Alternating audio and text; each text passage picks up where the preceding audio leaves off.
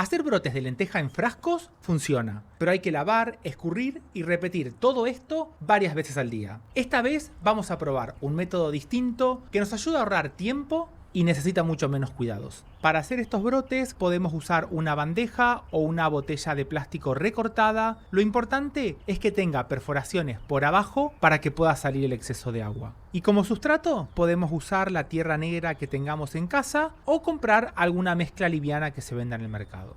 Y vamos a hacer una capa de unos 5 centímetros de alto para que las semillas puedan crecer bien hasta que empecemos a cosechar los brotes. Voy a usar las lentejas secas de las que tenemos en casa para cocinar y las podemos sembrar directamente en la tierra, pero te voy a recomendar que las dejes en remojo en agua tibia de la noche para sembrar a la mañana siguiente para que todas estas semillas germinen mejor. Hacemos la siembra y es mejor que las semillas queden bastante juntas para aprovechar el espacio y cosechar mayor cantidad de brotes. Las cubrimos con un poco más de tierra, con una capa de no más de 1 centímetro y las regamos. Y en este momento podemos hacerle un mini invernadero para que al principio conserve más la humedad y lo podemos hacer con un anillo de plástico y si no con bolsas que las vamos a perforar para que exista una mejor circulación de aire.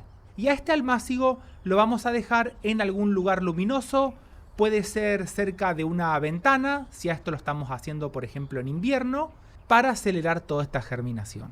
Y a partir de ahora solamente vamos a tener que revisar la humedad que tiene el sustrato. Si llegamos a ver que se empieza a secar, lo vamos a volver a regar y a esto por lo general lo estamos haciendo cada 2 a 3 días dependiendo de la época del año en la que estemos y del tamaño de las plantas. Si estamos en verano, cuando hace mucho más calor, vamos a tener que regar más seguido, al igual que cuando tengamos plantas que estén más grandes porque van a estar sacando más agua del sustrato. Si nos tocan días de lluvia, podemos sacar los almácigos para aprovechar el agua. Al principio los brotes van a tener un color mucho más claro y a partir de este momento es donde podemos decidir qué tipo de brotes queremos cosechar. Si queremos sacar brotes que sean mucho más tiernos, a la cosecha la tenemos que hacer antes, pero si queremos que formen un poco más de hojas para aprovechar las propiedades de la clorofila, los vamos a dejar crecer unos días más en algún lugar que tenga buena cantidad de luz.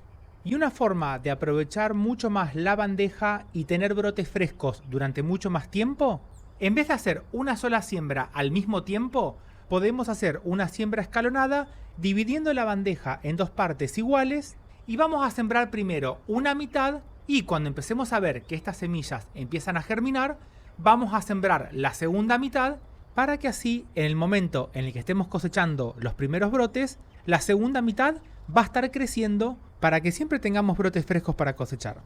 A la cosecha la podemos hacer con alguna tijera limpia, no hace falta que saquemos toda la planta desde la raíz. Y un consejo extra, para el caso particular de la lenteja, al momento de cosechar los brotes, dejarle unos 3 a 4 centímetros del tallo, porque desde ese mismo tallo van a empezar a salir nuevos brotes que los vamos a poder cosechar más adelante.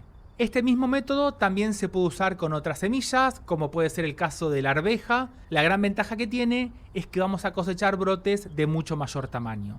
También funciona con la mostaza y la rúcula, pero para empezar, la lenteja es una de las mejores opciones.